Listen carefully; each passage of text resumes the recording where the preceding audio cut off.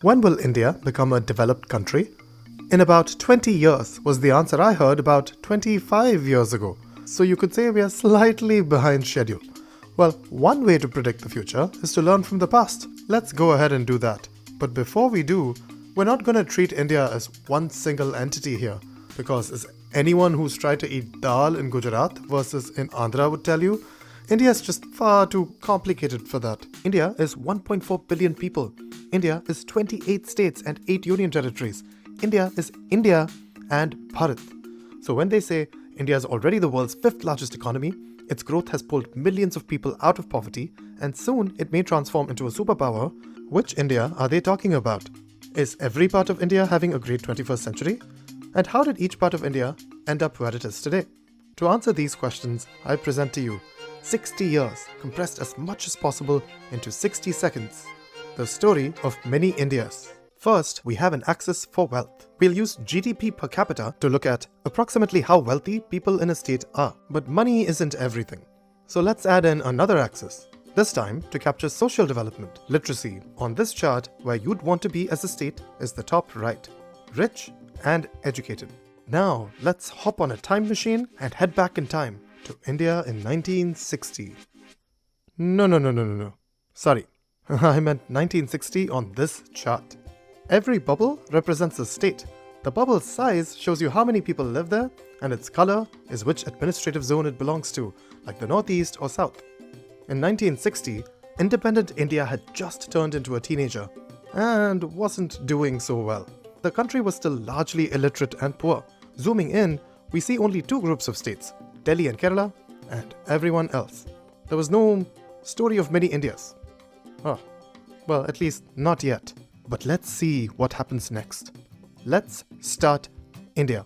And we're off. States are investing in education and it's paying off big time. All of them are going straight up. Just look at Kerala zooming to the top past Delhi.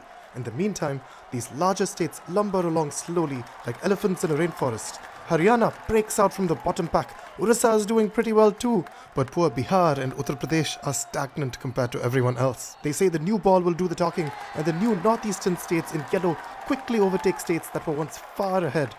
And here we pause. 1990, the halfway point to today. The India we see here is way more literate than in 1960, but also still pretty poor.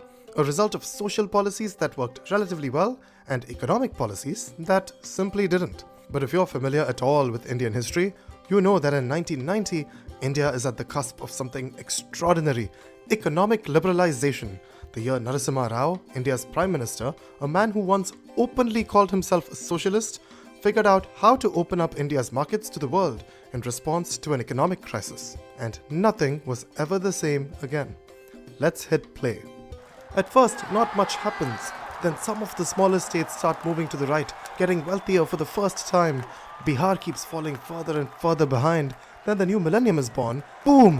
What an explosion of wealth. This is unbelievable stuff. It's all happening out there. Indians across every state are getting tremendously wealthier for the very first time. The IT boom in Karnataka, industrialization in Tamil Nadu, Sikkim off like a tracer bullet thanks to pharma. Even the larger states moving up and to the right. We get to 2020 and here it is, a completely transformed India. Oh, okay. That was electrifying. The development that followed liberalization revolutionized India's economy. In fact, even the poorest states today are far better off than the richest states in 1960. Just mind-blowing. On a more sober note, the India of today is a country with profound inequality. Citizens based out here live very different lives than those out here. Unfortunately, it is the larger states that are getting left behind. But how much of where states ended up in 2020 is simply a result of where they started out in 1960? To find out, let's track 4 states that were close friends back in 1960, so close that they were inseparable. As the years rolled by, the friends became much more spread out than they used to be, with Maharashtra in the lead. But by 2020, it's Gujarat and Tamil Nadu that are ahead on wealth. And poor West Bengal, it's left way behind, much closer to the poorer states than its old buddies. Why did that happen? Of course, there's no obvious explanation for this. This stuff is complicated. What could possibly explain why West Bengal fell behind? We have no idea, really. Anyway, given all the positive momentum since 2000, is India ready to join the League of Developed Countries? Not quite. Just look at India versus all the other countries in the world. That said, 2025 is a brilliant, amazing, incredible time to be Indian. In some ways, it's the best time in the last century to be Indian. If the country can hold on to its social cohesion and cut down on corruption, well then the 21st century could very well be an Indian century. And if that happens, and I really hope it does, just remember, there will still be many Indias, many stories, and it's on us to bring India's century to every one of them. Maybe you would also like this deep dive into India's PIN codes and how they don't really make any sense, except they kinda do.